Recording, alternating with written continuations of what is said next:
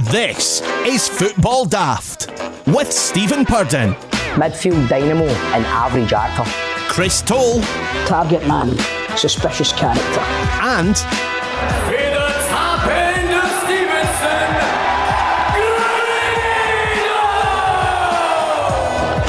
Welcome to Football Daft. It is the daftest Scottish football podcast around. I am producer John, and let us welcome the team. First, a man who had some great suggestions for NFL teams if NFL was in Scotland. They included the Coatbridge Green Bottles and the Wishaw Midwives. It's Chris Toll. Hello there. Hello there. Grado, you had a few suggestions as well, didn't you? Mine's always good. That mine's well the Ayrshire Tatties. Is good. That man is celebrated Valentine's by getting the house to himself and eating chicken wings. It's Grado. Thank you. I just wait there 2 seconds to goes out the room. Right. No bother. Did you hear the door closing? Yeah. Aye. So that was ideal. Sunday night, Valentine's Day. The night before, she told me I'm going out to Braehead with the Waynes, or at least Perry's getting a babysitter. You'll not see us a full day. That's your Valentine's Day. Wow. And I thought, you know what? It was tremendous. Aye, tell me this one. Did you know for 1 second think she's away to meet another guy? Well, you would think with my history, aye, but no. Grado was like too happy. He got chicken wings. He had the TV to himself. Talk us through your day. Talk us through your day. Well, I got home for the radio about 12 o'clock. I nipped into Iceland in the way home. I bought about 25 chicken wings, but they came conjoined, so I had to chop them up. Conjoined. Well, you know what? Well, do you know what I mean? See how when you get chicken wings, I hate when it comes and you get and like a plastic wrap thing. the horn still on it, and all that. The horn, Aye. the paw, and all that push. So I like getting it separate, but they don't do that in Iceland. But you try and find a muscle in the middle, and you try and rip the knuckle, but I always make a cunt of it, and then I end up chopping. There's blood everywhere, and it's bogging anyway. But I was a bit embarrassed because there's guys working in my back door, man. I had the chip pan out at 12:30 in the day. Guys like, what is he fucking doing in there? I hope you offered them a chicken wing. I didn't, mate. I didn't. Oh, really? Because I thought if I don't want to start that. Aye. You know what I mean? They were here for a couple of days, and then do you know what I mean? So they got a cup of tea and a cup of coffee and a couple of penguins, the Snyder one. So I sat there and I watched the Louis Theroux documentary, which was tremendous. I watched a Boeing documentary, and what else was that I watched? Tinder Swindler? No, I've not watched that yet. No, I've heard that. I've not watched that yet, but you put me onto one, Grado. The Puppet Master. Oh, what? You done it, man. What? They are here after you. Where can we see the Puppet Master? It's on Netflix, mate. It's unbelievable. It's very, John, very hard. It's one of the ones. It's one of the ones. See if you didn't know for a fact it was true, you'd be like, "This is a lot of pish." Aye. But see, because it's true, every sentence that comes after the next, you're like, "Fucking hell!" Right. I cannot believe that there are people as gullible in this world, though. You see that? I know when I'm going to myself, should I be feeling bad for these people? Like, I struggle to have sympathy, especially for the woman. I know that's terrible, but you'd think she got told in 1994 that the IRA were after her. You'd think by maybe like 1997, you'd start by going, right, are you sure they're still after me? Do you know what? See when they called the ceasefire? Aye! You'd have been right up the road, wouldn't you? That's a kid! Oh, that's it, bye. I'm safe now then, innit? No. Oh, no. Stay there. They said that there'll be a ceasefire except for that lassie. Well, there you go. That is Football Daft recommended TV choice of the week in TV Corner. It is The Puppet Master, as recommended by Chris Toll and Grado. So get watching that and let us report back next week. Let us know what you think of that. Getting to the football, boys. We're recording here Thursday afternoon ahead of the big European games. Rangers away to Dortmund in the Europa League, while Celtic face Bodo Glimt at home in the Europa Conference. By the way, that kicks off in an hour and a half or something. I know. Aye. I don't want to actually. I don't want to be making too much of a preview of this because whatever you say could. I mean. Well, exactly. But is it a free hit? Just. It's a free hit, John. That's free, Chris, have you seen it as a free hit as well? Aye. Well, I've already spoke about it. My main focus is the league. Yeah. Obviously, I want to see Celtic winning every game that they play, but I wouldn't lose a lot of sleep if Europe wasn't a wasn't a distraction. I mean, the big thing is, what if one team... Do you think the advantage for the title goes to the team? Say Rangers get knocked out. Does any advantage go to Rangers if Celtic are still I would say so. I would say so. Aye, well, you could be right. History's shown. And also, it's not just what you're saying there, Grado, sorry. What you need to then take into account is the mind games, because see if Rangers go out or if Celtic go out, right, and the other team's playing on the Sunday and the other team's playing on the Saturday, then if they go 3 points, they get 3 points on the Saturday, then see the pressure on the team that's playing on the Thursday that have been in Europe. It's just insurmountable for the rest of the season. That is pressure. That is pressure. The having to play the game 24 hours later. So, as John, and I totally agree with Toll, the night is just, I'm going to enjoy the occasion. Don't want to go on about it too much, but in terms of, like, it's our biggest European opponents that we've had in over a decade, I would say. So, it's just try to enjoy the occasion. Make sure Rangers get out it injury free, and we've got no thingies for Sunday. The injuries. The injuries for Sunday. Aye, well, I guess that's what it's all about. So, free hit tonight. Hopefully, you both get a result in Europe. That'd be great for Scottish football. The manager merry-go-round has started in the Premiership this week. Stephen Glass was left his position as Aberdeen manager there the weekend. Barry Robson stepped in to kind of look after the team, with Captain Scott Brown kind of stepping up more into a coaching role as well there. Dave Cormack was at Fir Park for the cup game there at the weekend. Obviously seen enough and basically let Stephen Glass go. So who do you think's getting the job, boys? The Aberdeen job. Odds. Is it coincidence that Barry Ferguson resigned on Monday? I would be very surprised if Barry Ferguson... I don't think Barry Ferguson's getting the Aberdeen job. Right. Now, hear me out. Here we go. Right, okay. I think the perfect appointment for Aberdeen right now would be Gordon Strachan. Well... Right. Now, there's a history there. He's not in a managerial job now. Dundee have just changed their managerial setup. I understand, obviously, that he's been the one that's brought in Mark McGee. But would he want another bite at it and at his team that he's such a legend at? Yeah, listen, stranger things have happened, but like you say, I mean, this is the manager, James McPake. Chris, you know James McPake, he's a Coatbridge boy, isn't he? I do, yep. I know James. I mean, he's won two games on the spin there for Dundee. He was let go of there just yesterday. Today, we find out they've appointed Mark McGee, whose last spell was as manager with Eastbourne Borough, he was a caretaker back there in February 2019. Eastbourne Borough? Eastbourne Borough in the National League South, Grado. He's a caretaker. I wouldn't trust him to mop the fucking floors. And then he went to Barnet as a head of technical and was pumped out of there by Graham Westley, who took over as head coach.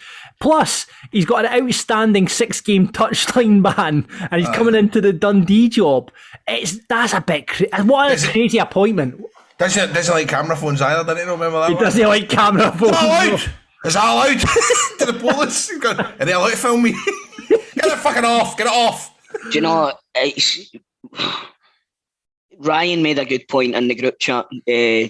Producer Ryan said, Scottish football seems to be a merry-go-round, just the same haddies going from club to club.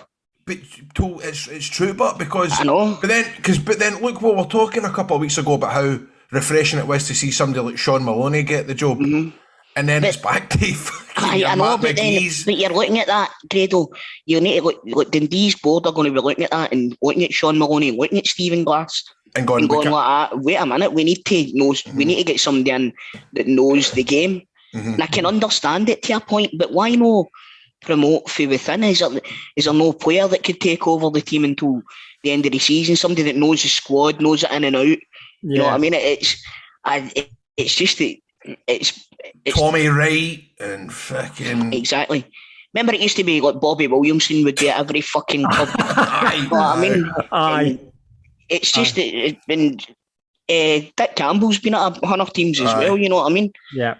Yeah, I mean the odds currently sit. Jim Goodwin's the hot favourite at 4-6. Jack Ross 11-2. Paul Hartley 6-1. Derek Adams, who just got let go of there at Bradford, who did a decent job down there for a while, 7-1. Alex McQueish, there's one for you, 10-1. Barry Robson 12-1. Neil Lennon 16-1. David Martindale out there at 20-1. Do you know what? I could see Barry Ferguson at Dundee. Rather, you see like you're saying there, Grado, about him going to Aberdeen. I think that would maybe be a wee bit. No, that was me just trying to be stupid. He's a big name. He's a big name. But it's Jaws Bloy, Chris. That's the thing. He did a decent job at Kelty, but Alloa haven't been brilliant this season. Is his Jota blotted any more than Mark McGee? Well, blinking Mark McGee's covered in ink. But it's just as you say, but it's striking. It's got a job for his pal on it. You're right. Well, it could have been fuck's sake, he could end up at Parkhead. Striking's in there and all, know what I mean? He's all over the place, Striking. Jesus. I don't know if you read this week, boys, the horror scenario that could fall upon Celtic and Rangers, which could see the both of you miss out on the Champions League spot. This is such a Scottish thing, this, right? So the current coefficient standing is that Scotland's sitting 11th in Europe, right? So the top 10 leagues are entitled to a place in Europe's elite competition without battling through the qualifiers, right? However, the 11th place league does get a slot if the winner of the trophy also qualifies through their league. Are you with me? No, it doesn't qualify through the league. Sorry, it doesn't, yeah. Aye, so basically that means, right, at the moment, Man United, Juve and Atletico, who are all still in the Champions League, are currently out with the Champions League spots in their own country. None of the three are going to win the Champions League. So if any of those three teams win the Champions League, it could mean that Rangers and Celtic miss out. No, it's not going to happen. I mean, it's not going to happen, but it's such a Scottish thing to happen, isn't it? It would be, but you need to look at the things that have fell in our favour recently. You know what I mean? There's been a few things that have fell in our favour, like getting to the Euros through the back door and all of that and stuff. So, like I said at the time, I think our luck start making a change a wee bit. So, if there's a war in Ukraine, we might get a bye in the World Cup and all. By the way, that might... Ukraine. Come on, Vlad! For anybody listening, that was tongue in cheek. Absolutely, do not condone war at all. But let me ask you this, right? So could it be that whoever wins the league, right, automatically qualifies, right? Yeah. However, this thing that you've just explained to me happens, and then it gets taken away, and nobody gets Champions League. So what you're saying is you have to go through the qualifying, mate. Right? No, you just go into the playoff round. Aye. Like last year. Aye, but you would be in the Champions playoff round, so it would be the easier route. Yeah. So it would definitely soften the blow a wee bit for depends whoever wins. What I would be thinking about if I'm saying like your Rangers is you get an extra round. Aye. Do you know what I mean? And that's an extra big load of income, because a match night for a Champions League qualifier for Celtic and Rangers generates a huge amount of money. But you're not going to be guaranteed to get into the Champions League. But we will, because we're fucking magic, man. I mean, is that right? Before we move on, I've got to talk about this story. Chris, you'll have seen this, Grado, maybe not. The Sporting Lisbon fight the other night there, the 40-man brawl. And Pepe, did you hear about Pepe? Oh, I did see this, aye. So, Grado, I'll fill you in this, right? You know Pepe, who fucking everyone hates Pepe. Pepe for EastEnders. That was Pepe, wasn't it? That was Pepe. Pepe, that's right. There's probably never been a more hated player in world football. I know he does loads for charity, but on the field, everyone fucking hates Pepe, don't they? I know, man. He's a pure heel, but he plays up to it. Proper heel. He's a proper heel. But he could be facing, this could be at the end of his career, he could be facing a 2-year ban from football amid accusations he hid a bullet during Friday night's game against Sporting Lisbon. The Techi match ended in a remarkable 40-man brawl as players, staff, stewards and even ball boys got involved in this massive big fight. He was shown the 13th red card of his career. Now he's facing accusations that he kicked one of the directors, which mean he could lead to a 2-year ban. Plus, apparently, someone from the crowd threw a bullet onto the pitch and he hid it. I don't know why he was hiding it, but he hid this bullet. So, see if anybody's career deserved to end in a 2-year ban for hiding a bullet. It's Pepe, innit? It's fucking mental. That's bonkers, man. I seen the fight, by the way. The game was 2-2. It was like surprisingly, because Sporting Lisbon have been outstanding all season. Yeah, and it was the game. I think the game finished 2-2, and it reminded you something out of like Brazilian football. Remember back in the day, it used to happen regularly in Brazilian football where they would just have a Royal Rumble in the middle of the pitch. And that's what's missing for football, Grado. Exactly, man. That's what it's all about. That's what sports entertainment in the football. That's what you want. People running off, run-ins from other players. Imagine if they put a bit more wrestling into football. You know what I mean? 4 red cards. I'll tell you, I've came up with an idea. Who's that? That's Kenny Miller coming on for Rangers. But listen, right? Imagine, right? It was Celtic Park, right? Let's say Scotland, Hampden, right? It's Hampden, and somebody's been out injured for ages, right? I love that. Right, somebody's been out injured for ages, and you don't need to declare your squad before the game, right? Oh my God! No, but every player's got their own entrance music, right? And then imagine, and the players all come out one at a time to their own entrance music, right? Right. And then the big surprise scoreboards and all of that. Oh my God, it's Shay Adams! He's back! Fucking, and his music, he's Enter Sandman. The fucking lights and all that going, man. You're right. You could do like goal songs, like say it was like, say I love this. So say 90 in the 90th minute, Rangers got a penalty and Sakala's been out for weeks, right? And all the penalty takers, all the strikers are off, and then it's like the lights go off as you're saying it. It's like it can't be. Surely. It's Fashion Sakala! Fashion Sakala is back! Fashion Sakala is going to come on and take a penalty! But imagine like they didn't announce signings or anything like that either. And you're standing in the stadium and please welcome our new number 10, Lionel Messi! And do you imagine the fucking eruption? Holy shit! This is awesome! This is awesome!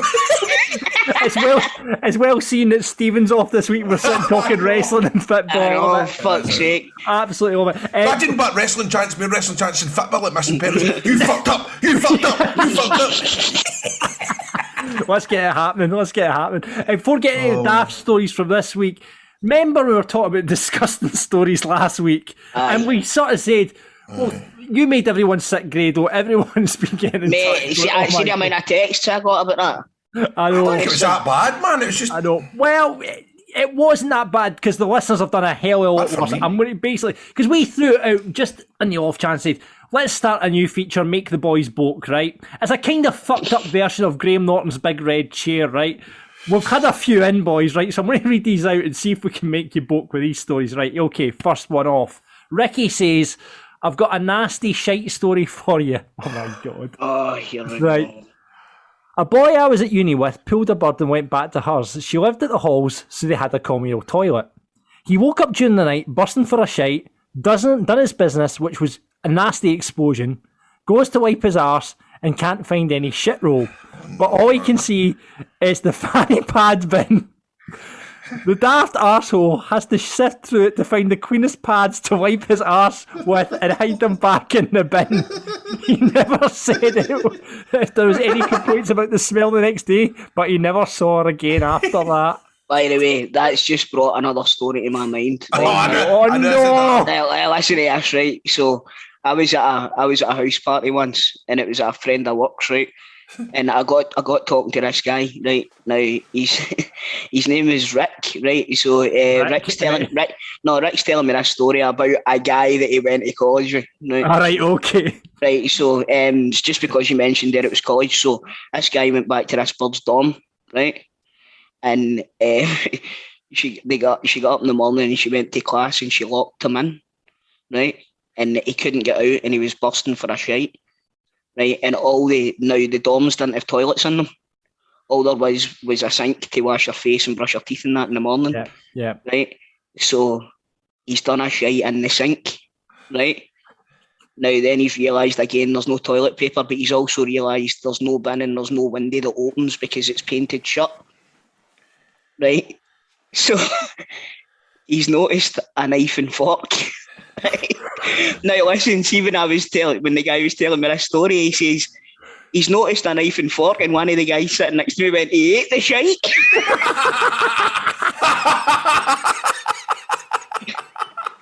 Right, so what he's done is he's took a knife and fork, he's cut it up and he's mashed it down into the drain of the sink. And then, oh my, the thought, yeah, man, it's oh God! See, I thought it was going to be. Remember, Kutongo come on and tell us about. Yeah, I thought it was going to go. Left in a poly bag. Oh, that's horrendous. Right, I'll give you one more. Right, I'll give you one more. I can't.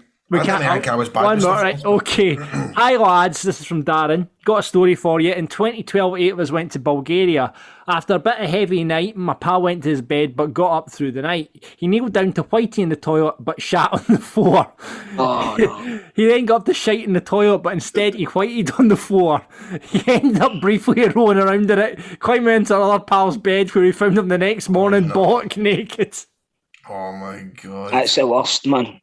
Everybody's got a mate that's got a story like that for holiday, man. I know. You see, yeah, I done something when I was a wee boy that ended up. Oh no, I shouldn't have. Oh no, we're going for. No, I shouldn't have. Right, okay. Hold it, Grado, hold it. Listen, if you want to make the boys vote and you've got any more of these stories you'd like to get involved with, at Football Daft Pod, please DM us. Don't put this out in the open. We'll tell them on the podcast next week. Let's get on to the Daft stories for this week, boys, right? Would you like to hear about a man who became a birthing partner on a date? Would you like to hear about the guy who got an accidental cheque for £2.3 trillion? Or do you want to find out why you shouldn't put a silly reference when transferring cash to your mate? Well, told myself something to do with that. I'm guilty of that. I did that. I've caused a lot of hassle with that. Right, okay. A man was told off by a bank for his payment reference names when transferring to friends. When you're transferring money to a friend, there's that temptation. We've done it. Put a lot of creativity, silly reference. Anyway, the man got a message from this bank after he made a few jokes when sending his mate from some cash. The email that read basically, "Hi Joe, that's what his name was, you recently marked payments for Taliban training, jihad fee and ISIS training. While we appreciate they're probably having a joke with your friends, we're obliged to investigate such matters, which is time consuming. Be assured your friend's bank will be doing the same. This is a polite request to ask you to cease marking payments in this manner." So basically, great banter. That's it. A couple of years ago, this has happened. So if you're transferring money, it's like you shouldn't put captions like coke bender or strip clubs or anything like that, because they might deny your transfer. Chris, you work in a working bank and you must know a wee bit about this. I can neither confirm or deny any of that, John. Right. Okay. However, I have done that in the past. What my friends? I nearly cost my mate his mortgage because Shut up! What did you put down? Because he was remortgaging his house, right? And he needed a tap for I'd say about a month or two. Right? He says, "I can get you the money in a month or two. I need to remortgage my house." So it was a no bad amount of money, and I wrote on the transfer for your mortgage, and then the bank went into it and went, "So you're clearly that's not your money. You've not got the funds to apply for this mortgage," and it caused an offer carry on. And he was like, "Man, why did you write that on the note?" I'm going, "What?" No, he'd never tell you not to do it, did he? I just thought, well, at least, do you know what I mean? Thinking about it now, but he was phoning me, fucking sweating gravy, going, "I'm not going to get this mortgage now because it looks like it's what the banks obviously are going to kind of go, well, we'll see you getting the money for." Would that have happened to? Does that? Well, I say, you see, when you apply for a mortgage, they ask for 6 months or 3 months. What do you call it? Bank statements. So they will go through it with a fine tooth comb, can I? Oh no! Well, I hope my mate doesn't It's go funny for a because mortgage. the boys that came to fix my broadband last week, one was a mega Celtic fan, and they actually done a lot more work than what they should have. To be honest with you, they were like, we can sort it, but we're no. Basically, I had to get the broadband put out in here. He says I can do it, but it's like I would need to come back and do it. I says, see if you do it now, how much would you charge? Like, how much would you take? And he told me it was about £50. Right, I thought, right, we'll do it. And then when I put the money in his bank account, I wrote 55. I'm just crazy. I'm just off my nut. You're crazy. Well, do you know what? That guy's going to apply for a mortgage and they're going to say, you said that you were getting 55 here, but you actually only get 50. I hope my mate doesn't go for a mortgage. I'm just looking back through my bank statement there. I put dildos are us. I see. When I went to Amsterdam, crazy guys. When I went to Amsterdam with my mates, my bank card wouldn't work over there, so my mate had to lift money for me, right? So I was transferring the money, and I wrote in the transfer thing, hookers and drugs, right? And obviously the next transaction comes out and at a ATM in Amsterdam. So whenever they've been going through that, they're going to be going, well, at least the guy was fucking honest, you know what I mean? Right, so don't do it, kids. Do not put silly references on your banknotes because you might get mortgages turned down. You might get your friends in trouble. So don't do it, kids. It's not big and it's not smart, okay? Grado, why the fuck did you write that? I know. I was like, I'm sorry, bud. And I thought to myself, I'm fucking giving the money. But anyway, he managed to get it sorted. He's no staying in it. Good, I'm glad. So, this week on Football Daft, we will bring By the way, we've not even addressed the elephant in the room here. What's that? Stephen's not here. We haven't actually talked about Stephen. Stephen's having a torrid time of it at the moment. He's having a torrid time of it. So he is absent today. So it's just he's kidding on. He's not well, but I think he's in Dortmund. I think he maybe is. But did you know? He was getting a lot of flack on Twitter and stuff like that. I've been getting texts about it because he was holding a Celtic mug on River City this week. Well, funny you should mention that because in the Football Daft moments that might be a contender. Oh, right, is it? Right. I've been getting texts about it. We'll have your Football Daft moment of the week later on. That might be a contender. On Football Daft Focus this week, we're going to be talking about the Aberdeen situation with a guy I know is my former boss, Richard Wilkinson. He's the owner of internet radio station Beat 106. And the best radio station ever. I remember Beat 106. Are you fucking right? Well, it's on internet now. Did it not change to X Radio or something like that after that? And then I can give you the full because I worked there. So wait until he comes on because I want to talk about that. Have you told Toe about one time I phoned you up for a job? Yes, I will. We can maybe discuss that. I didn't know this. It was 80 years later, man. I phoned you radio station. He's also the admin of an Aberdeen fan page called Aberdeen Football Club, The Adventures of the Other Stevie G. He's going to have to change that name, I think. He's going to be on talking about the Aberdeen managerial situation. On the big questions after we had a chat about it last week, we're looking for those players that have come back to haunt you. Grado, do you have 3 riddles?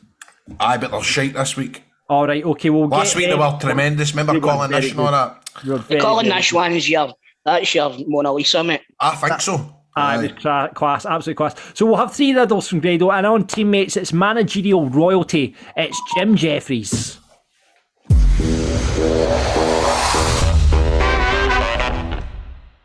Well, today's sponsors are none other than Manscaped. They're good friends, and we've had some good news coming from our friends at Manscaped because they've just launched the 4th generation performance package. Now, this is an ultimate package, and you're going to get a Lawnmower 4.0. We've all got the Lawnmower 4.0, haven't we, boys? Yes, sir. Yeah. Now, when it comes to male grooming, they've been doing it for years. I went back to look at old Howard Stern clips, right? That's what I'm into now, 2006, 2007. And even back then, the folk on the Howard Stern show were putting over how good Manscaped was and how much it helped them deal with embarrassing situations and getting rid of that extra fluff that they suffer down in the nether regions. 4 million men, it can't be argued with. They trust Manscaped, and this new performance package, the 4.0, is easy to get. All you need to do is go to manscaped.com and you get 20% off and free shipping with our code today, which is going to be Daft. Now, let me tell you, there's been situations in my life, there's been situations in John and Chris's life where we've went to go below the waist with a trimmer to try and sort out those hairy molecules that are down there, and it's ended in tears. It's ended in tears, hasn't it, Chris? I tell you. Before Manscaped, it was... Before Manscaped, you would have thought Freddy Krueger had a go at my boss. Correct. I was always scared to do my boss before Manscaped because you think just one wee slip and you've got a gusher. Well, that's it. We got a bleeder. One wee slip and you're using the other toilet. So inside this, as John says, it's brought confidence to men all over the world. They can go down there and they can use a lawnmower. They can use the Weed Whacker ear and nose hair trimmer. There's a Crop Preserver body odourant, the Crop Reviver toner, the Performance Boxer briefs, and a travel bag to hoard your goodies. Now, let me say to you right now, it's insane. Dare I say it's the greatest bod trimmer of all time? Yeah, I just said it.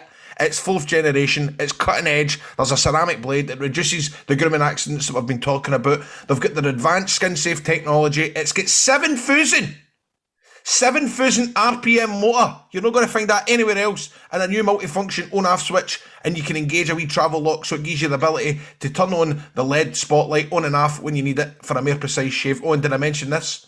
It's waterproof. So you thought that was good, but want me to tell you about making your grooming game even better and taking it to the next level? Yes, please, Grado. Well, you can chop your worst weed, not just at your buzz, but your nose and ear trimmer. It's a Weed Whacker. It's waterproof as well, and that uses 9,000 RPMs. It's a 360-degree rotary dual blade system. This nose and ear trimmer, I'm telling you, it's got proprietary skin-safe technology, and it helps prevent your nicks, helps prevent your snags, your tugs, and those delicate holes and crevices. Seal the deal with the liquid formulations, because I've put it over once, I've put it over 1,000,000 times. The body odourant, before leaving the house every morning, I slap that on my balls, and we are in for a good day. You feel hygienic, you feel confident, you feel like an absolute ball of joy. Trust me when I say this, your boss will thank you.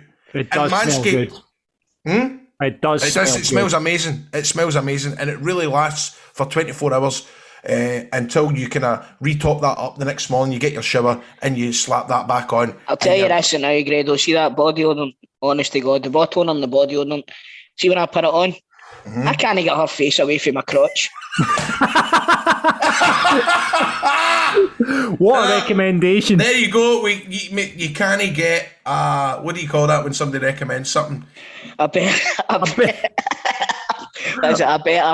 testimony. A testimony. You're not going to get a better testimony than that from Chris Toll. So here is the deal: 20% off, free shipping. Use the code Daft. Manscaped.com. That's 20% off, free shipping with the code Daft. Your boys have been through enough this past year. Treat them with the best tools for the job. It's Manscaped.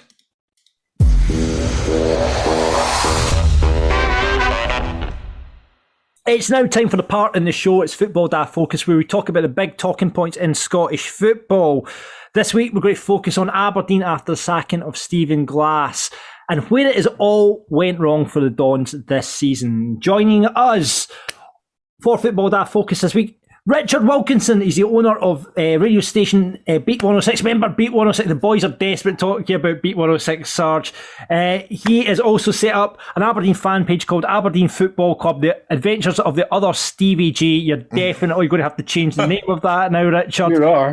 Welcome to Football Daft. Hello. Good to see you, mate. Brilliant. Nice. I Beat 106. I remember when I left to school every morning, my pal's dad used to blare it every morning. Oh, the tunes were brilliant. Do you know what? It was the first radio station I remember that really played all the indie music that I liked. Aye.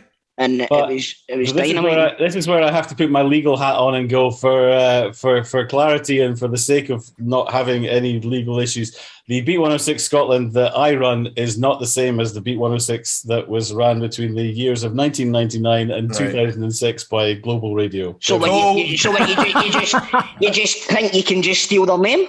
No, well, so this is where I start to get into very difficult and let's just skip over this. We'll just avoid this. I feel as if Toll's working up a Rangers joke in his seat right now. I'm sitting there going, he's going to say something. If it's any help to you, I was there at the beginning of the original Beat 106 with Stuart Compass and Ali Coist and Ron McCulloch and Carol Smiley and all of these people. So I've been there at the beginning, and hence the reason why I wanted to have another crack at it, so to speak. Yeah, absolutely. Did you acquire the station's history? Yeah! Well done, Chris. Well done. You got it. And we got there in the end. Right, listen. This year we're going for 22, I think. B107. Let's talk Aberdeen, Richard. Let's just start off. What has happened this season? So, again, I mean, let me start saying by one thing is that Aberdeen fans, I can't vouch for other fans, but we kind of fall under three categories. The happy clappers, the blind faithers, who like everything is, just get behind the team, support everything, question nothing. On the flip side of that, you have the chronic curmudgeons who, live in the bygone Fergie era. Nothing is happy, nothing is great, everything's shit. And then you have what I call the reasoned realists in between, who are just kind of like the sort of seeing where we're at. And I think everybody was happy that Dave Cormack came along, that Stuart Milne left, and that Dave Cormack was going to bring a whole lot of new ideas and new thinking. And it was always going to be the case where, Dave Cormack, seen with a little bit of, everybody was a bit suspicious. It was always the first big decision he was going to have to make was who was going to be the manager after Derek McInnes. Derek McInnes had, I think, to a lot of people, had overstayed his welcome, had taken the club back to respectability, then started to plateau after about, sort of kind of years 4 and 5. And by years sort of 6, 7 and 8, it was starting to kind of wane. And so with this, alliance, with this kind of relationship that we have with Atlanta FC in America, where obviously Dave Cormack has sort of, settled down as an Aberdeen loon. But that's where a lot of his money, of his investment come from. We've got this relationship with Atlanta FC, and Stephen Glass had worked at Atlanta FC as a coach. And I think, obviously as a past Don during a bygone, era of the 90s, he was very much, I guess, the chosen one in Dave McCormack's eyes. I'm not sure it was everybody else's eyes, but certainly in terms of this first choice for the manager, the clear choice in Dave Cormack's mind, it was Stephen Glass. And, I think everybody wanted to give him the benefit of the doubt. I think all Don's fans, were hoping, but I think the only person he was the first choice was Dave Cormack, and we had a nice early run at the sort of early European games. Arguably, it could be said we were playing a bunch of part-time farmers. Yeah, it did start off really well for Stephen. Yeah, everyone's like, Aberdeen are going to be contenders this season. Absolutely. And then we had a crappy September where we didn't win a game. I think we had a crappy November where we didn't win a game, and that was the sort of the time that people were going, I don't think this is going to work out. I don't think this is happening. The football is certainly far more attractive than under Derek McInnes. We weren't playing hoofball. We were trying to at least pass it around a bit and create chances. And it's not all been horrendously doom and gloom, but it's just the results have not really come. We've had some good games against Celtic and Rangers, and obviously, Celtic and Rangers fans say that we only, turn up when we play them, and there's an element of truth to that. But with no, no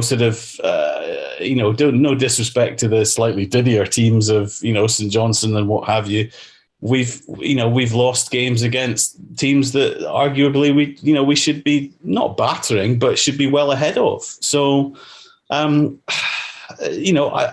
think potentially a good coach there, but as a manager, and certainly under a director of football who is pretty inexperienced as well, it's just not really kind of been, not been the best of times, shall we say. The Glass era, I don't think will go down as the greatest of Don's eras. Well, you get 2 draws against Rangers. I actually thought that might have been enough at one point but when I saw the stuff on Saturday at Fir Park, what was your opinions about that?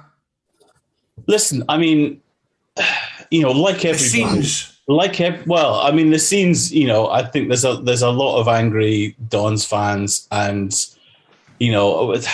as I said, they're an interesting bunch, Aberdeen fans. That I think if you remember earlier in the season, I can't remember whether it was. I think it was a winner against Livingston in Livingston in the 94th minute, and there was a crowd invasion. And 3 or 4 years before, we were taking the piss out of Rangers fans for invading Partick Thistle.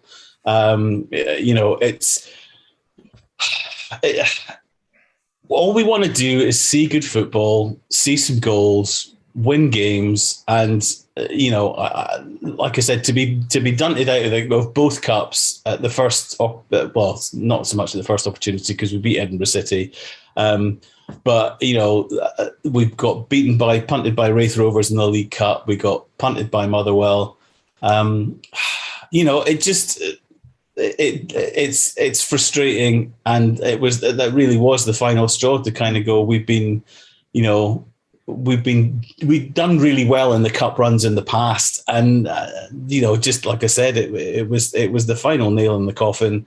A lot of people expecting Cormac to have given Glass until the end of the season, but fair play to Pearly Dave, as I call him. He made the choice, and he's made the decision to end this little experiment. As for who replaces Stephen Glass, which I'm sure is what you'll be sort of kind of moving on to next. I mean, that's the $64,000 question. I think you'll need to pay more than that for a manager, mate. Well, I don't know, but I think it's about £250,000 to get Jim Goodwin from St Mirren. So, really, is that what they're quoting for it? That's supposedly that's his release clause, or some kind of that's how much it's going to cost to prize him from St Mirren. Was Glass, would he have had to been sold to do it as well then? Would that have been a lot of money? Yeah, he was on a 2.5-year deal, wasn't he? It's all right, but because... No, Stephen Glass was on a 12-month rolling contract. Whenever you sacked him, he was going to get 12 months in his hipper. So, right. But also, you need to take into account that when you take Glass back, you get a refund. About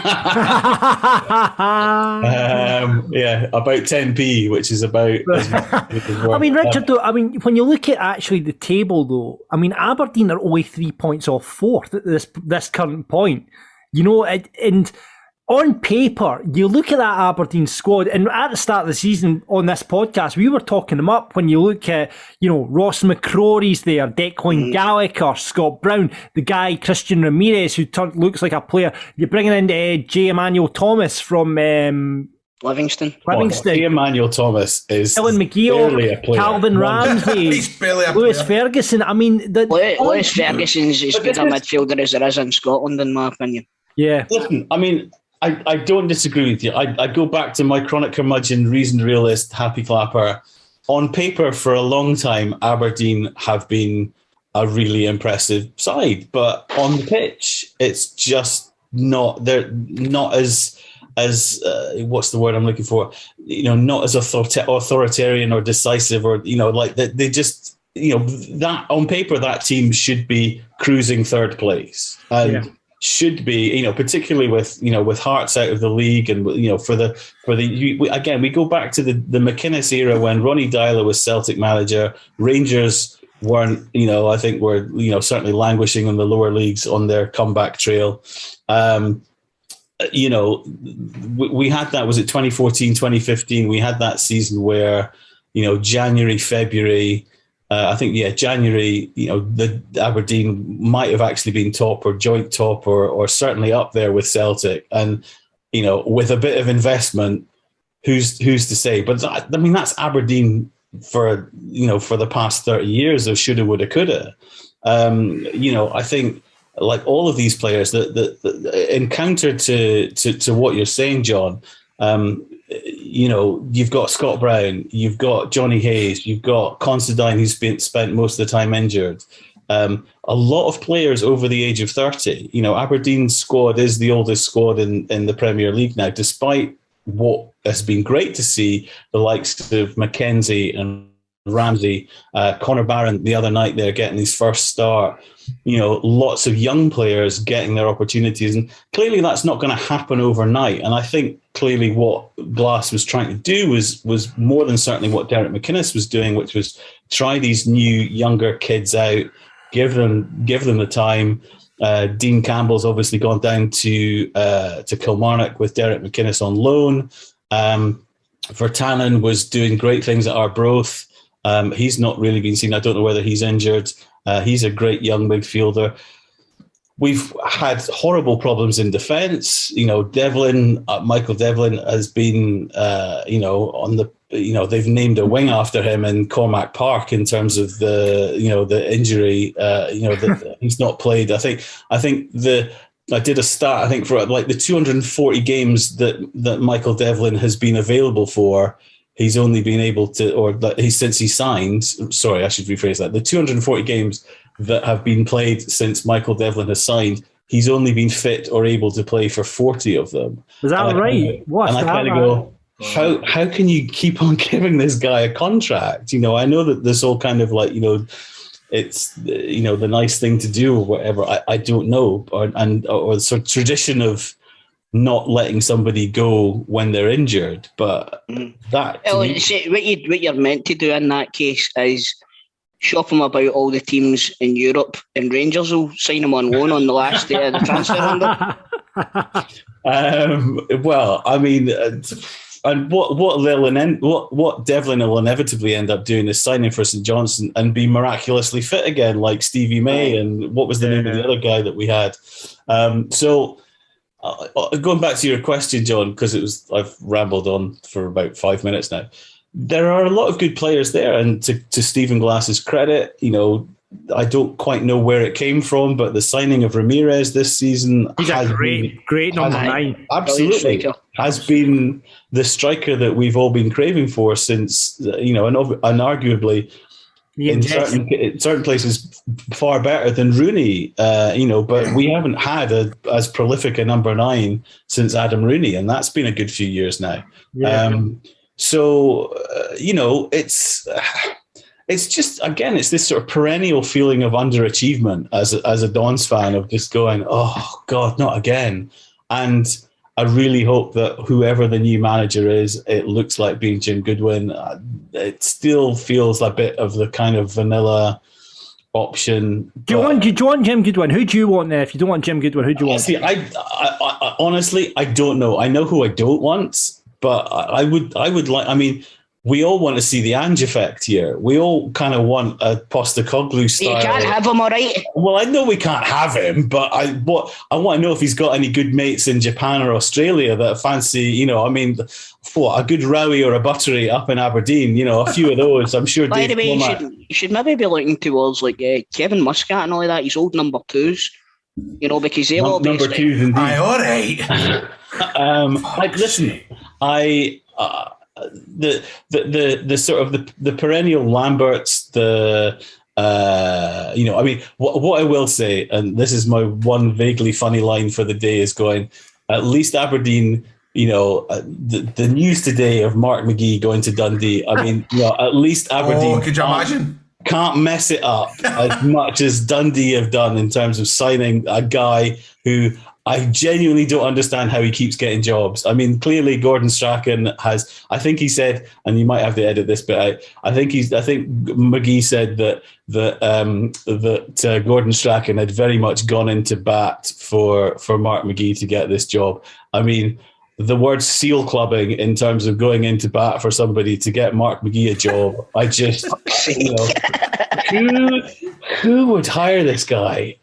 Honestly, a legend as a footballer for Aberdeen, and I'm not, but as a manager, oh my word. Anyway, he loves a camera phone. Oh, he does indeed. Get that thing away. So, what about Toes suggested earlier on in the podcast about getting Gordon Strachan back and then being the manager? Well, so the rumours go, Strachan hates us now. I mean, there's definitely some politics at play. I don't know whether this is true or not, but I think with regards to all the Gothenburg stuff and the celebrations of anniversaries and things like that. As I hear and understand it, I don't know. I'm just putting the disclaimer there of going, there were some issues with Gordon Strachan with regards to that, as I understand it. So I'm not sure. That's not the same case with McLeish, is it? I think McLeish is still held in relatively good fettle. I really embarrassed myself one night when I met him and I was going, you don't actually look up Aberdeen results still, do you? And he went, well, of course I do. And I was like, and then I actually realised what he'd done at Aberdeen. I actually was fucking dead embarrassed. And it makes me think, would that be an option for you as well? I think you should have John Kennedy, personally. Do you want John Kennedy? I think it might be a risk. I think the thing for me with the Strachans and so there's two things for me that, that having to, you hear it mostly, I think, with Rangers fans about their managers being a Rangers man. And I think there are some, let's just say, more staunch Aberdeen fans who think it's important to be an Aberdeen man. And I personally kind of go, I couldn't care less. I think there was definitely a bit of Derek McInnes, he's a bit of a blue nose, so he'll never be one of us. And, again, I go, to me, it doesn't matter who you are, where you're from, religion, colour, creed, whatever. If you're winning games, if you're scoring goals, if you're playing attractive football, come on board. And for me, Lennon's been mentioned, Lambert's been mentioned. Thank God McGee wasn't mentioned. Just the usual kind of suspects. And I go, we were talking about that. Aberdeen once upon a time was this sort of kind of progressive club. It was the first to introduce dugouts. I think it was one of the first to introduce spotlight. Right, I did not know that. It was one of the first to introduce. I think it had the first all-seater stadium in the UK. Admittedly, they were all like sort of wooden benches and things like that, but. We've got plenty of spare seats now. The talk of whatever the nuts and manager who's the guy that Celtic are playing tonight. Sorry, this is Thursday night. There's been talk of him actually. He's rebuffed the conversation. And hold on a minute. The Bodo Glimt manager is being touted for the Aberdeen job. He's been put in the frame. He's been put in the frame. But he's getting spoken in the same sort of terms as the Ajax manager and stuff like that. I think what happened there was, again, if you go on forums, if you go on fan pages and Facebook pages like mine, you'll get people I saw him described on Twitter as the hipster's choice for Aberdeen fans, kind of going, because end up at Partick Thistle. The Chell Nutson. Yes. And there's a Thomas Dahl, somebody else, or Thomas Dahl, Thomason, the Malmo manager. Thomason. Yeah, he was mentioned by some Dons fans as who they would like. I'm not these kind of guys. Why stop there? Why not just go for Pep? Well, you have some people yesterday on various sites talking about Ole Gunnar Solskjaer. I heard that as well. Charlie Nicholas was talking about Charlie Nicholas says more than his prayers. Come on now. Fergie's coming up next weekend. He can give Ole a wee call, and we've got this Fergie Day, I think, next weekend. And bring him out of retirement. Bring Fergie out of retirement. It's supposed to be to reveal a Fergie statue. I don't know whether it was outside Pittodrie or at Cormac Park, and some was going, it's not going to be a Fergie statue. Under the covers is going to be Ole Gunnar Solskjaer, and it's going to be amazing. And it's like going, what planet are you on? I think you're smoking the same stuff that Charlie Nicholas was. So I don't know. I think Jim Goodwin seems to me to be, again, if you put yourself in Dave Cormack's shoes. You've had a wee experiment with your mate and it didn't work out. So, we've done all right by us. We've all done that growing up, boys. We've had a St Mirren manager in the past, and he did all right. Some guy called Alex Ferguson. Whether that's I hope I don't know. Again, either way, most Dons fans will give any manager the benefit of the doubt, whether where they've come from. Again, so long as they're playing attractive football, scoring goals, even Barry games. Even Barry Ferguson, from Alloa to Aberdeen. I mean, Yeah, Grado, stop towing up this move. It's not going to happen. I know he's a friend of the show, but it's not going to happen. John, think about it, right? Barry Ferguson gets that job. Right. Imagine how well Lewis would want to play for his uncle. That's true. That is true. Richard, can Aberdeen finish fourth? I think they can. I mean, this is the frustrating thing of kind of going, you pointed out earlier on in terms of, 3 or 4 points, that St Johnstone game the other day, was a perfect opportunity to start, but it was a game in hand to propel up the table. The players are there. I don't know the latest on Scott Brown's injury, but clearly he'd be an instrumental part of the rest of the season.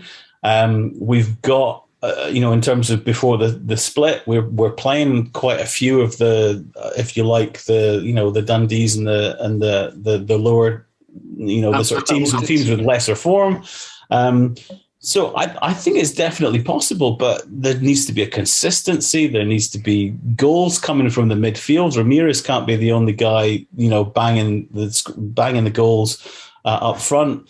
And it's all to play for. I think if you're a Hibs fan, a Motherwell fan, an Aberdeen fan, a Dundee United fan, you're sitting there going, anything is possible. Yeah. Europe could be a realistic contention. So, but from an Aberdeen fan's perspective is going, we should be up there with Hearts. We should be, in terms of performances, in terms of, goals scored and games and points and what have you. So in answer to your question, fourth, absolutely achievable. I really hope whoever they do get in, that is absolutely, because that's where we should be. That's what we should be doing, and I think that's what the Aberdeen fans deserve to see. But fair play to all the other teams in and around us, St Mirren as well. It's been a interesting, certainly the outside of the other two at the top. Yeah. You're saying there, can they finish fourth? Hearts are on a bit of a slide now. You know what I mean? And there's 10 points. They're only 6 points ahead now. They're not 6 points ahead. They've lost their last 2 games. They get beat off Dundee. They get beat off Rangers, and they get beat off Celtic. 3 games in a row they've lost. I know Hearts are 10 points clear. Are they 10? They're 10 points clear of 4. So I think that's a bit of a mountain to climb. But I mean, as much as I'd love to see a spectacular collapse and add Aberdeen, sort of race into bronze position, I don't think it's going to happen. Nielsen would have to have a spectacular.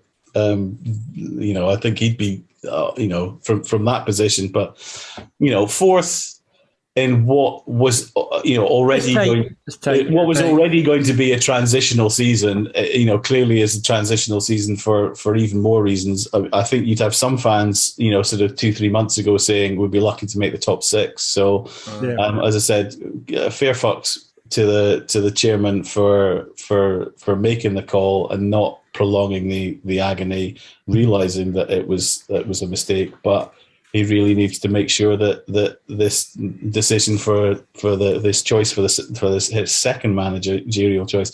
Otherwise, he starts going down the Stuart Milne route of just, oh my God, you've signed who? Oh my God, you've signed who? Oh my God, you've signed who? And as a guy who signed Mark McGee.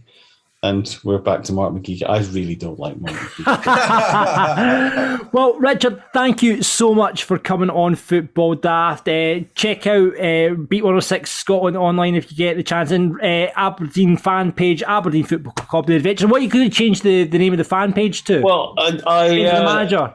Well, it depends on the manager. It depends on the manager, and usually a musical reference. So when I started it was about trying to get Stuart Milne out, and that wasn't really music related. But then when Derek McInnes, it was Aberdeen Football Club, run by DMC.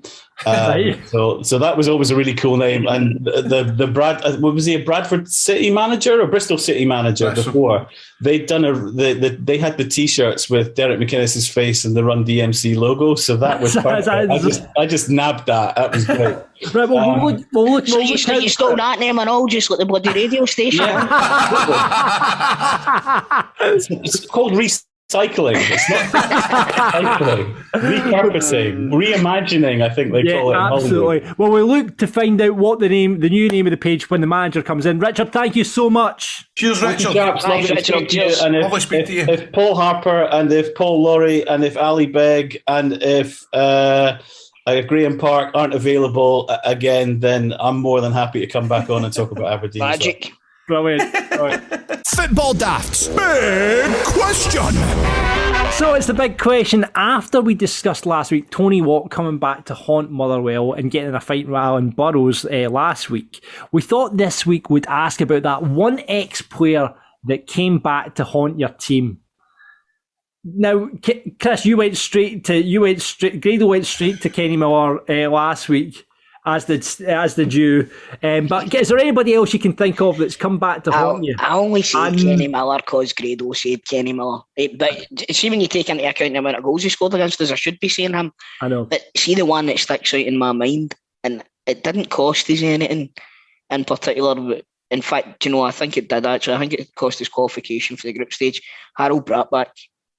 Oh, I remember that. Was it? Did he score 2 goals or something? He scored 2 goals against us for Rosenborg in the Champions League. Our first ever Champions League. First ever Champions League. We beat them at home 1-0. They beat us away 2-0, and because of that, we missed out on qualification. If we'd have got a point against them, we would have went through. When we beat Juve in the last game of the groups. So you did. So I've completely forgot about that one. Grady, you got one? Well, I mean, I'm trying to think. There was... there's Boyd. Boyd done it. Yeah. Boyd beat us 2-1. I remember that, and I think it was quite a late goal as well. But that was at a time... What season would that have been? I'm trying... Surely there must be more. There must be more ex-players. Well, I guess with Rangers, a lot... It never happens to Rangers. Yeah, because... I don't feel as if it's happened a lot. Because, I mean, a lot of your ex-players will go down to kind of... drop down to, I guess, England or go abroad. A lot of your better players. So you don't have that kind of... where it, as much as it would happen in the SPL. What about Chris Boyd? Do you know... I said Chris Boyd. Is that who you said? I said Chris Boyd, but do you know who just come out of my head as well? Burke. Burke's done it. Well, that's funny. The last game Coutinho had, that was a game when I was in the director's books. I'm sure he went up the park and scored. Yeah, it's one of the punters' answers in this one. So yeah, I'm going to go. One that broke my heart was at Brockville. Yogi Hughes returned to Brockville for the first time with Celtic, and he's winning header against Falkirk. Oh, he was like a fucking steam train when he got going, wasn't he? There was no stopping him. I know. 1-0 at Brockville. It was I was gutted for that. There's been so many. Falkirk have got so many players in every division now because we've went through about 100 players in the last 3 seasons. There's a Falkirk player in just about every squad in the SPFL now. So we get scored against ex-players all the time. But that is funny that you say that. But that probably doesn't happen to Old Firm teams as much as what it did. No, it doesn't. Do you know what I mean? It must happen to Celtic all the time, mate. All the fucking time. There's a few on this list, Grado. Right, well, let's delve into it. Right, okay, dog. So, Andrew has come in first and he said, not an ex-player, but I could have swung for that pecker Jordan Jones scoring the winner against us days after signing a pre-contract. See, remember we had that argument with you and Cameron. I didn't feel that way when Jordan Jones scored that goal. It was more, well, at least he can score. Aye. I may have put the blame on the defence that night, but I can see why he's said that. Scott says, Joe Inge Berge. Joe Inga Berget. Joe Inga Berget. Absolute mins for Celtic on loan. Then he put 2 passes the following season for Malmo at Parkhead to put us at the Champions League. Aye. Their fans had a great time that night digging up my old tweets where I'd slaughtered them. Chris, can't believe you didn't get this one. Ricky Larsson scoring for Barca against Celtic. Never winning the game, but still felt shit when he scored. He didn't celebrate. It was one of those ones where he didn't celebrate. Aye, and do you know what? Giovanni Van Bronckhorst was trying to get me to celebrate. Was he? That weasel. That fucking weasel Van Bronckhorst. I was like, remember the time when I think it was Gary Neville or somebody, or Phil Neville scored the Ibrox on Man United, and Roy Keane's like, celebrate, you prick!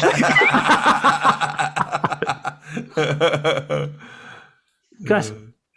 So Grant says Pedro Mendes scored one of the best Old Firm goals at Parkhead, but he also made Rangers aware of Pedro Caixinha, didn't he? God, it's funny because that is a good point. That is a great point, because I remember being comforted at the time seeing the likes of Mendes at Parkhead. Remember when Caixinha was... Aye.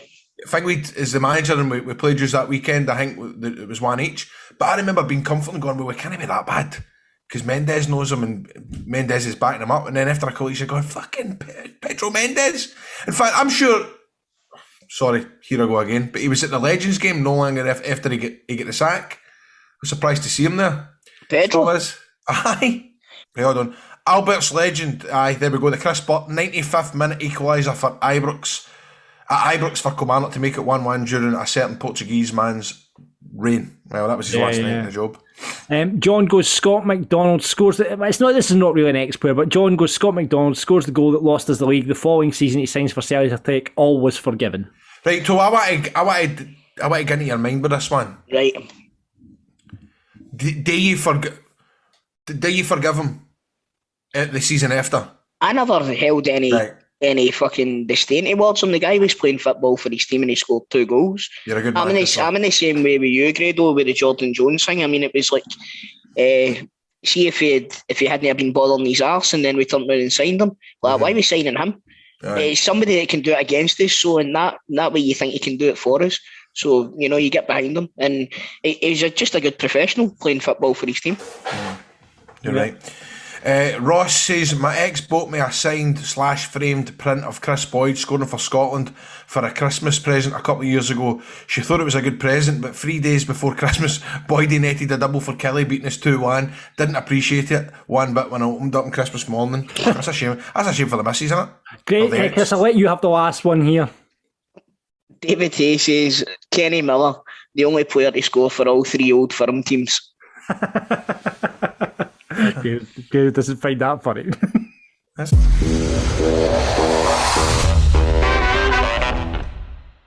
It's the Player Profile Playoff with PieSports.com, bringing you the taste of Scottish football right to your door. We eat over 1 million pies a year at the football, so why not get them delivered to your door? You can get Scotch, steak and gravy, macaroni, and of course the new one which we're all raving about here at Football Daft, the Doner Kebab Pie. So get By the way, website. Pie Sports have just sent me the Doner Kebab pies, so I have to pick them up tomorrow. Magic. Have you not had one yet, Grado? No, I really can't have one now, to be honest with you. Oh, because you're going free. I keep forgetting you're going free. Aye. Just make an exception. Mate. What did you say, Gary? Send it out of me. I was going to say, man, mate. Gary, let's play for double. Exactly, you'll play for double. Gary, you might wait a minute. He needs to play Grado then. All right, okay. This is our contestant today. It's Gary Moffat. He's a Motherwell supporter. How you doing, Gary? All good. Thanks very much. I'm doing good. Brilliant. Grado wants to is that a legit Scottish replica tap you've got on? No, that was an AliExpress job. 15 quid. Everyone has those. Everyone has those. Bought it for the Euros. Yeah, as everybody did. Tony Watt, let's talk Tony Watt. Obviously moved up to Dundee United, getting in a square goal Alan Burrows a couple of weeks ago. What have you made of Tony Watt, and what have you made of Motherwell's season so far, Gary? Tony Watt's went from hero to zero quite quickly. He was saying how much a family club Motherwell was and how much he felt at home. And since he's jumped ship, all the fans have turned their back big time. But obviously, he was offered a 3-year deal, and he's doing in his best interest, obviously, for a financial package. Whether he thinks it's ambitious jumping to a team that's kind of level in the league, I don't know. But I wasn't at Dundee United that night, but I seen his kind of, after his celebration, kind of holding his ears, and I know him and Burrows had a few words, but they kind of made up after it. So yeah. But aye, he's moved on, and Motherwell's moved on. So yeah, Graham Alexander going well. He's got Motherwell doing well this season, hasn't he? He's playing well. He's installed kind of a bit of steel in the team. The only thing for me is he's rotating a fair bit. He seems to chop and change his forwards and his midfield. But no, we're getting results. Went through a bad spell there, 5 or 6 games, but I was at the Aberdeen game on Saturday, and we played well, and we've got the game at home on Saturday in the league. So, especially with no manager now, we're hope to beat them again on Saturday. Aye. If you do you ken a guy called John the Bomb Graham? Aye, he's the kind of he does the removal company. Aye. Do you know him though? I know John the Bomb. John the Bomb. Aye, I know who he is, but I've not actually spoke to him. But I know of him. I used to work with a guy that I think is one of the biggest Marvel fans in the world, and his name's James Warry. Do you know him? Right, the riddle for the punters for you guys next week, right? And get in before Dino does. Come on. Right, here you are. This is your riddle for next week. French City is not a good father. James Warry? Nah. No, maybe he needs to get But listen, just like you two, because you're an Old Firm supporter, you think us supporters and those supporting Old Firm ken each other. Do you know what I mean? John, for fuck's sake, there's only 10 he's at Falkirk. Obviously, he's know each other. Did you go to school with Gordon Duncan? I know Gordon Duncan. I was friends with one of his pals, so I know who he is. Who's his pal? Who's his pal? His pal is Gary Gout, and he's got another pal, Derek Watson. And that's Derek. That's the other guy I know. Listen, you're dispelling my argument here, Gary. Right, okay. It's all joining together. It's all joining up together. Right. Let's crack on with the quiz, right? You probably know how it works, Gary. I am going to read out a player. You just got to guess who that player is before one of these two do, right? If you do buzz in and guess the player, but you get it wrong, the player continues with the other player. First two wins. We need a buzzer from you, though, Gary. What's your buzzer going to be? Well, shout come on the well. I'm on the well. Right, I'll flip a coin to see who you're playing. Heads, it's Grado. Tails, it's Toe. And heads, it is Grado. Did we not agree that I was going to do it anyway? Aye. Oh, did we? So we did. Grado, what's your buzzer? What? Right, okay. That's just right. Stone Cold. No, I'm not rubbing in the Tony Watt stuff. It's just Stone Cold's catchphrase. Right, there's a couple of managers been sacked this week. We've already spoken to Richard about Stephen Glass. James McPake went. So I am going to focus on managers that have been sacked in Scotland this season. Okay? So you've got to guess the manager from the clue. Okay, you ready for your first one, boys? Aye. Right. This former Clyde, Falkirk and St Mirren right back. What? Grado? Jack Ross. 1-0. Holy shit, mate. Wow. Come on. How did you get that? You've got to do is think the most... You know what he's going to ask. I immediately went to Gary Bowen there for some reason. I don't know. Gary Bowen? I know. Right. Next one up. Here you go. Come on, Gary. This man played as a midfielder for Alloa, Southampton, Ostersund, Inverness, Calais, Ayr, Aberdeen, St Johnstone and Arbroath. While continuing as a player, he was appointed manager of Arbroath in May 2010. He held his position until June 2014 when he returned to Aberdeen as a youth team coach. He became manager of Falkirk in May 2021, but was sacked later that year and rejoined Derek McInnes at Kilmarnock. What? No, that's not me. That's not my buzzer. Oh my God. Oh. What? Am I getting this right here? He was sacked as Falkirk manager this year. Well, that's... Oh, fuck, who's that? I know this because you talk about them every week. Who's a Falkirk manager? Monovel. I'll guess Gary Handsome Holt. guy. Gary Holt is wrong. He was the sporting director.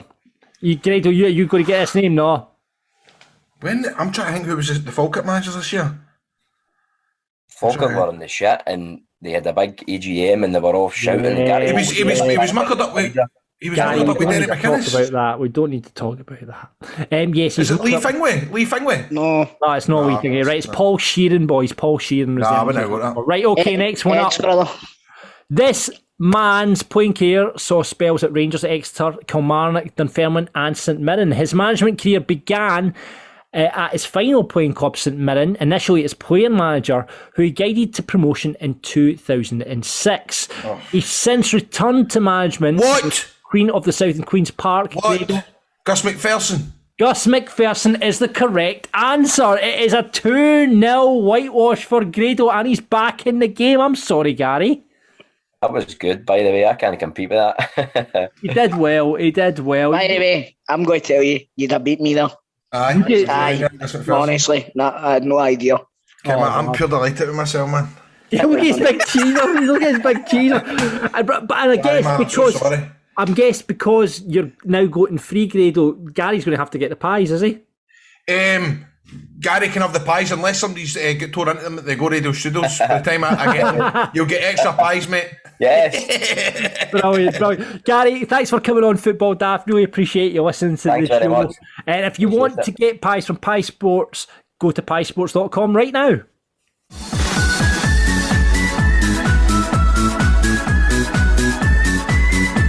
It's now time for Grado's 3 riddles on Football Daft. Welcome to another edition of Grado's 3 riddles. The scores currently are as follows. Oh, do you want me to do that bit? Right, Ali McDonald on 1, Pat the Pallet Prick on 1. Oh, wait a minute, who got in first? Remember, I'll tell you that in a minute. That's the big reveals coming. Declan Ramage on 1, Albert's Legend on 1, John Mitchell on 1, Ryan LeBar on 2, Ian Meikle on 1, Jack on 1, Nicola Purden on 2, Stephen on 14, John on 17, Chris on 31. He get back in again, didn't he? Do you remember last week how we hid the riddle within the show to try and outfox Dean, who always skips this bit of the show, gets the riddle and is the first to tweet in? The wee bastards went and done it again. He found the riddle within the show and he got the point. So Dino is up now to 6 points on this feature. He says, funny, now, let me ask you, John. Did you place the riddle before or after the riddle segment? Before the riddle segment. So we need to move it a bit. Right, okay. Well, we'll just put it here. And someone get in quick for this. We might have to get Dino on for this feature every week. That's the only fair way I can think of doing it now. So, but I don't know. I think he's a threat to my throne. Well, Dino says me getting these riddles right is about as predictable as a penalty to Rangers. Dean's a Celtic supporter. Gun yourself. I'm guessing so. So, last week Dino got this one right. We asked a Weasley's male sheep comes after here, which the answer was, of course, Chris. No, the ball. No, it wasn't. It was a Weasley's male sheep comes after here.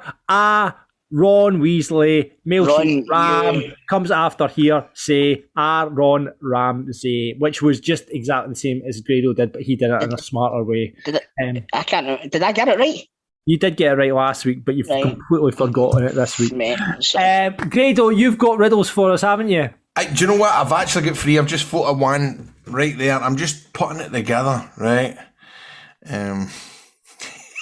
This is a fluid show, ladies and gentlemen. Right. This is brutal, right? So let's just we'll go right into it because these are going to be very quickly told. Should get these fairly quite fast. I'm trying to get back on the point. Champing at the bit here. Champing at the bit. Right. So the first one, actually, I've seen a wee bit of this in the news.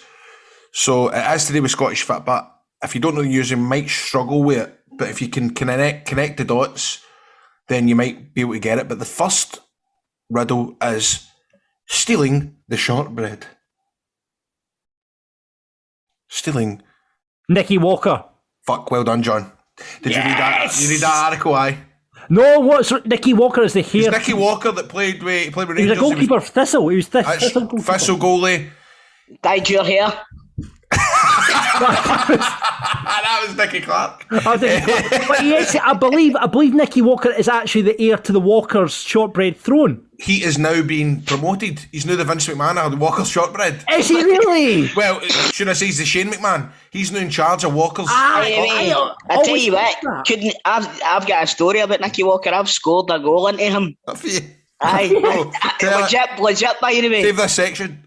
Right, so Wallop volley. No, it wasn't a volley. It was a penalty kick. It was a penalty competition at a primary school round close to my house, and I scored one penalty. And I genuinely scored it. It wasn't a case of him letting it in. I scored it, and I was like, "You fucking dancer." Do you know what? That's a great question for next week. Have you ever played with it? Like, if it's 7-a-sides, 5-a-sides on the park, have you ever played with a professional footballer? That's the big question for next week. I'm sure we've done this before. No, I don't think we have. I don't think we have done that one before. So we'll get that. We'll get that on the big question next week. Okay, 1-0 me. Thanks very much, Grado. Next one. Right, next one. Well done, John. Let's go for this one that I've just thought of right now. Right. Take the high road shopkeeper eating custard. Effie Ambrose. Effie Ambrose! Yeah, beauty. Brilliant. I was thinking Isabel. I was like, Isabel Ambrose. Isabel Ambrose. Right, okay, here's a fun Isabel had the shop before Effie, didn't she? Did Isabel have the shop before Effie? I think so, aye. All right, okay. By the way, we plug for Take the High Road. It is available on the STV player. You can. Are you still watching it, Grado? By the way, I do know it again. It's brilliant. It's good. By the way, David Sneddon, he's an animal. David Sneddon's an animal. Right, last one. Right, last one. This one's pathetic. Slang for leave more. Morelos. No. We mayor.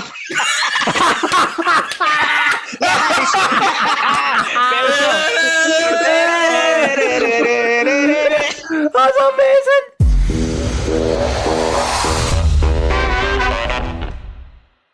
I'd like to take this time to thank my sponsors, ExpressVPN. Using the internet with the ExpressVPN is like taking a call on the train or the bus on speaker for everybody to hear. Do you really want the whole train to know about? The Scuddies you've been watching? Correct. Everybody needs a VPN. Internet service providers, they know every single website that you visit.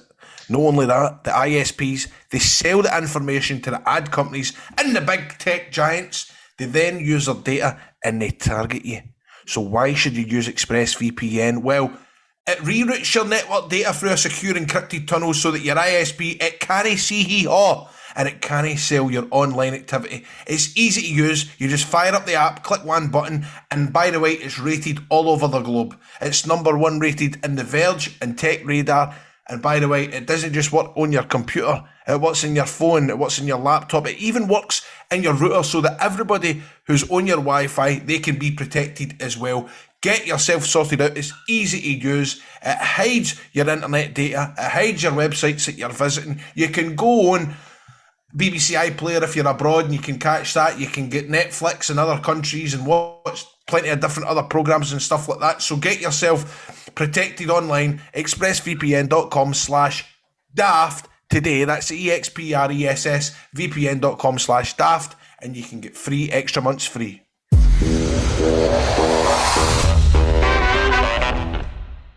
It's time for the Football Daft moment of the week, and last week's results are in, and they are as follows. I'm sorry, Chris. I'm not playing anymore. Your choice of Tony Watt scoring against his former club Motherwell only got 3%. I think it's maybe the description. I just put up Watt because you told me just put up Watt, so I just put up Watt and that only got 3%. And third was my choice of Hamilton playing against Hamilton, who also had a Hamilton, and that only got 15%. I thought it was very good, that. Grado, you got a second place. What was mine again? Arbroath captain, Football Daft cult hero Ricky Little, who made Team of the Week, only got 19%. Be shamed, you Football Daft listeners. Ricky should have won. But of course, fucking here he goes again. Shooty in Stevie Purden, pandered to everyone, and he put down the Colombian Prince's return to form, and that got 63%. So, but Grado, you were second, so you get to choose first this weekend. What is your Football Daft moment of the week? I'm going to take a leaf out Bob's book. Fuck yourself. That was a good moment. What was it? Fashion Sakala's goal at Galabank, under the lights in Galabank. The cross, it was a cross. It wasn't even a... But it wasn't just that, John. It was everything. It was the cross. Was it a cross? Was it a goal? It was the goal celebration. It was Roy Mackay's reaction on the touchline, pissing himself. I don't know if you saw this. Yeah, I mean, it was funny. It was literally it panned to Roy Mackay about 2 minutes after the goal scored, and he'd obviously been pissing himself because tears were coming down his eyes, going like that, and he was rubbing his face, pissing himself at it. So it was just a wholesome moment. Nice, a wholesome moment. Right, from now on, right, own club stuff is banned, all right? I'm fully behind that, John. Right, okay. Right, okay, own club stuff. Chris, what have you got? Right, I'm going to go for one that's outside of Scottish football because I came across this story the other day, and I'm not going to lie to you, it warmed my heart. It warmed my heart, John and Grado. Right, so this story is a story of Swindon Town's hunt for a 6-year-old boy who wrote a letter to the club saying that he and his mum couldn't afford tickets to watch the team play. It sparked a huge reaction on the internet. The wee boy whose name, he only signed his name, is Joe. Oh. Also enclosed 26p for his favourite player, Harry McCurdy. Now, the letter says, Mummy doesn't... That must be that player that I'm always getting tagged in, H. McCurdy. It must be. It must be. He's always scoring, this guy. And every time he scores, they go like, Scott, Hugh McCurdy or whatever. But anyway, keep going, Max. This is a nice story. The wee boy's letter read, Mummy doesn't have any money to come to Swindon games because she has no money for food and has to pay for my dinner at school. Oh my God. I like Swindon Town, Harry McCurdy. I will come one day. From Joe, 6.5. Oh my God. You know what, man? This, first of all, it makes me feel bad that I try to get myself over during that and mention my name is the same as that guy's in Scotland. That makes me feel really, really bad. But so you should. It's an eye opener, but innit? It really is.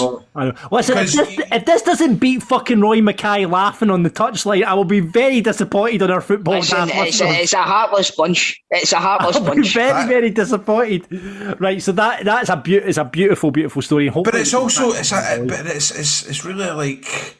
Sign of the times as well, but I know. Big time, mate. Big time. Yeah, sign of the times, man. We're forgetting there's a lot of folk out there that are on their knees. Yeah. And you know, we things like that, you think ourselves lucky that we can get to watch the football and stuff like that. There's wee guys out there that love football just as much as any other wee boy or lassie that loves the football, but they can't get to go to games and stuff like that. You're right. Fuck's sake, mate. You're right. I know, but it just makes you think, doesn't it? It's just fucking really sad. I've only started, maybe it's just because this is the kind of shit that I'm. See, a lot of folk would go, you don't get it, but once you're a da, you start thinking about wee things like that. But you do, man. 100%. Absolutely. 100%, man. Hopefully Swindon, I know they're trying to track him down, so hopefully they can get this wee boy to football. It'd be amazing if they could. That could be our next. If they can't get Harry, they can get Hugh, man. They can get Hugh McCurdy. Is that inappropriate? No, that's fine. That's funny. Right, okay, I'll go next then. I would like to put for my football daft moment of the week, and I didn't talk about this in the podcast last week, but I want to put over halftime draws. You know, everyone buys a ticket for a halftime draw at the football, you know, whether they call it a 50-50 or whatever you call it at Celtic Park or Rangers, the Rangers raffle or whatever it is, right? My mate won the That's the only one where nobody wins it. Yeah. My mate, and it's the first person I've ever known to win a halftime draw. He won it at Stennymuir a couple of weeks ago. We went down there, had a couple of pints. The boy came, sold the tickets. The bastard and thing is, I was a ticket before him, so I'd missed out on the jackpot. Oh, mate, see halftime draws. I don't know if I've told you this story before, but we used to go to East Stirling all the time when my mate played for them, right? So me and my mate's dad went through to East Stirling. And his wee brother as well, right? So we've all bought tickets for the draw. Right? I'm sorry, this is brilliant, right? We've all bought tickets for the draw, right? Right. And his dad's bought his ticket, and then my mate's bought his ticket. I bought one. His wee brother's bought one, right? So my mate was away at half time for to go for a piss or something, right? And obviously his dad's looked at his ticket and he's seen his own number. Right, and when my mate comes back, his dad goes, "Oh fuck, I was only one off." Right, and my mate goes, "What do you mean?" He's like, "I have got 767. It was 768," and he knew that would be my mate's number, right? So my mate's went into his pocket. He went, "I've got 768." Fucking ran onto the pitch. Right, ran onto the pitch to the guy that's in the middle of the pitch with a microphone. Fucking, I've got 768. I've got 768. The guy's like, "What the fuck are you talking about?"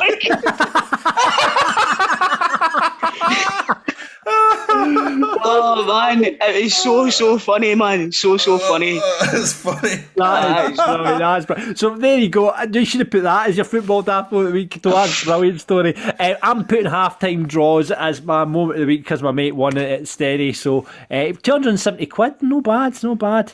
And I got a pint out of it at least. This week's listener nomination, however, might win it. It comes from Ryan. Now, a lot of people have messaged us this. River City this week. I've screened a lot of people. I know it's coming here. A shot of Stephen Purden on the River City in his garage with a Celtic mug drinking out of it. Right. By the way, fair play to Stevie, because that's just a bam up. Aye. There's no other reason for that. That's just a bam up. See, I remember years ago, but watching River City and he was on it, and He had a Henry Larsson poster, didn't he? Aye, he was like, they were like, oh, so, like your hero, and he went, definitely Henry Larsson, the king of kings. As I've always said, Stephen Purden should at least get a Scottish BAFTA, if not an Oscar, for the fact, as staunch as we all know Stephen is, he portrays a Celtic supporter. I'll tell you this now. See, if Martin Scorsese knew Stevie and he seen that bit of acting, he'd be in the next Mafia movie. So that is your options for this week. We've got Grado's. Fashion's passion is unrivaled. We've got Chris's. Hey Joe, where did you go? We've got mine, half-time draws, and we've got Steve. We've got the listener nomination from Ryan. Stephen drinking out a Celtic mug. That is your nominations for the Football Daft Moment of the Week. Get voting on our Twitter now at Football Daft Pod, and hopefully, we'll have someone other than Stephen Purden win next week. No, well, he's not here, but if Stephen Purden, you know what I mean. He could actually win it while he's not here. Without being here. Jesus. Right, get voting now, Football Daft Pod.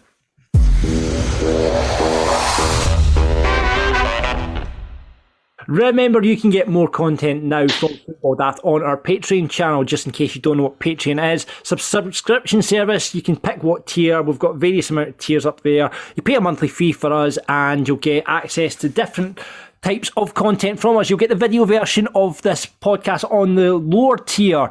You'll get the video version of Rangers and Celtic Daft on the lower tier. If you go to our next tier, you'll become a pundit on Rangers and Celtic Daft if you want. We've got the outtakes up there as well. You'll get cameos from the boys. You get free t-shirts if you sign up for 3 months. I need to get the t-shirts sorted out. I keep saying that. John. I know, loads and loads of stuff up there for you to get involved with. So all you need to do is sign up to patreon.com/Football Daft. Patreon, patreon.com. Football Daft, all one word. Get involved now. You'll see all our teammates from our previous guests. We're going to get our guests back on soon as well. And this guest was an absolute belter. It's former Hearts, Falkirk and Kilmarnock manager. It's Jim Jeffries. Worst dressed. Stevie Fulton. Moniest. Oh, moniest player. Had a few. Peter Henderson. Who do you want to back you up in a fight? Oh, without a doubt, John Hughes. Aye. He's won that a few times, hasn't he? Aye, yep. Best looking. Probably Simon Stainrod when I was at Falkirk. That's right, Johnson. Playboy. Teacher's pet. Gary. No, that's not Gary Mills. Teacher's pet. Gary Locke. There we go. Was anybody else sitting there thinking he's going to say Gary Locke? Aye. Teacher's pet. He gets called that all the time. Most skillful. Well, I've been lucky to get a few, skill-wise and determination. Somebody I spoke about recently, Kevin McAllister at Falkirk was hugely skillful, but so was Simon Stainrod. He was just an unbelievable talent. But I was lucky, as I said, with quite a few talented players in my time with management, you know. Worst trainer? Probably Brian Rice. Wasn't the quickest, didn't get the fittest, but by God he could play because his left foot was a wad, but I think he was the best trainer. Who never gets the rounding? Billy Brown, my assistant manager. Paid for him for years. Biggest bam-up merchant? Well, I think it's Stevie Fulton again. Stevie Fulton. Stevie Fulton, aye. Without a doubt. Top shagger? Well, when he was single, I'll better say when he was single, probably Gary Lock again, you know what I mean? only when he was single. Best you've played with? I've always said it's a difficult question because everybody's in different areas, like striker and midfield player. But if you take the whole thing, as far as being a good professional, always supportive, always great to work with, then hands down it's David Weir. Oh, that's a brilliant answer. That's a great answer. Because I found David when he came through a letter he sent me, and I just pursued it, and we took it to invite him to train at Falkirk.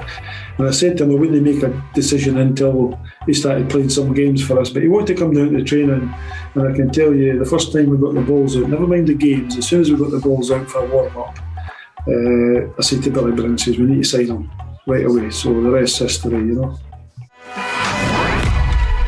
So that's it for this week's Football Daft. Thank you very much for listening. The Rangers team, we're recording this on a Thursday evening. The Rangers team has just come out and Grado's not very happy that Aaron Ramsey isn't playing. No, I'm not going to say that I'm not that happy, but it's like, throw him in. Go for it. Take the risk. I mean, we've got him for about fucking another, month? 2 months? Do you think he'll start at Tannadice then if he's not starting tonight? I don't think it looks likely that he'll start at Tannadice if he's not started tonight. What do you think? I don't think it looks likely that he'll ever start a fucking game for these, to be honest with you. Talking of the weekend fixtures, so Dundee United Rangers, we talked about Rangers Daft. I need to say something before we go out. What? Remember that guy dug me for saying about Greg Taylor? Oh, that was funny, man. Yes. Right? Yeah. Surprised you know. I actually thought that it was against St Johnson. I had no recollection of it being fucking Greg Taylor, but never seen him again anyway. Just in case you're wondering what we're talking about, Toes thought, what were we talking about? Remember? I can't even fucking remember. No, it was Joey Barton, put him in Rosie. Yeah, Greg Taylor. Well, that was it. Aye. So I made an arse and I'm holding my hands up, alright? Right, there we go. He's held his hands up for you now. So, Dundee United versus Rangers at the weekend, Grado, what are you thinking? Well, obviously, the nerves are starting taking a kick in now because it's getting to that point of the season where if we don't get 3 points, if any team doesn't get 3 points, then it could be absolutely crucial in the run into the season. So hopefully we can do it. We've got a point to prove, losing the game earlier on in the season, but hopefully we come out the Borussia Dortmund game injury-free and we can go up there and get 3 points. Chris, you're playing the other half of Tayside there, Dundee at home. It should be cut and dried, although Mark McGee, the tactical genius that is. I know I'm making a rod for my back here because if Dundee get a point then, but no, I think it should be a comfortable one. We hammered them 6-0 at home. I think actually Dundee, when we get a Dundee supporter on next week, I know Jim Galloway, he's a big Dundee supporter. His dad used to be chairman at the club. It'd be interesting to get his views on Mark McGee and talk about that next week. Other fixtures this weekend, Hibs Ross County, that could go either way, couldn't it? I think Ross County are doing pretty well just now, and is them being the game at Easter Road, Yeah, it's at Easter Road, yeah. That could factor into it, but it wouldn't surprise me to see Hibs dropping points. Yeah, Livingston St Mirren, Grado, what are you thinking? By the way, you see that rumour we were talking about Sakala and Kent? No, it's Kent, Sakala and Roof. Well, Sakala and Roof are in the squad at all. And what's the rumour? Well, we were on Rangers Daft and we were talking about how they're no vaccinated. They're not getting to Germany. Ooh. And Sakala and Roof are on the team. Kent is, but he must be vaccinated, so that must be true. There you go then. That's a bit dodgy, man. I mean, this is a completely different debate, but it's going to cause a lot of issues next year with teams if that's the kind of case. It's going to need to be written in contracts and stuff like that need to be vaccinated, because what's the point of signing somebody if they can't play? And I don't know, you want to get into it. What do you think about it, Tom? I don't give a fuck. That's fascinating, Grado, but what do you think about Livingston St Mirren?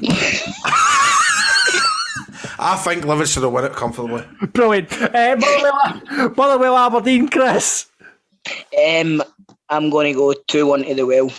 2-1 to the Well. Aberdeen still managers, Barry Robson. Maybe he'll still probably be in the seat, I'm reckoning. Barry Robson and Scott Brown on the sidelines. Yeah. Could be doing with two players like that in the middle of the park. And finally, St Johnstone Hearts in the Premiership on Saturday. Hearts victory. Hearts win. Grado, what do you think? Yes, I would say that. Hearts win as well. Right, well, that's great, Grado. There's football's now on, so we've lost Grado at all. Unless you want to tell us more about Fashion Sakala not being jabbed. No, I'm just saying... That's the rumour. But this is a rumour. But this just opens up a big conversation, you know. I don't want to get into all fucking vaccine and jabbing and all this and your opinions on it and stuff like that, but it's causing issues. When you sign a player and they can't go to the games because they're no jabbed, there's going to be some kind of conversation. Going to Dr. Reggie's. There you go. But then it's COVID related and Rangers could get dragged over coals for that. So you're fucked if you do and you're fucked if you don't. And I think that's a good place to leave this week's show. That's also the name of this week's show. You're fucked if you do and you're fucked if you don't. That's it. This week's show. Brilliant. Thank you very much for listening to Football Daft. We'll be back with Rangers and Celtic Daft next week and obviously the main podcast on a Friday. Get us on Twitter, Football Daft Pod, Football Daft Podcast on Instagram and just plain old Football Daft on Facebook. We shall see you on the next one.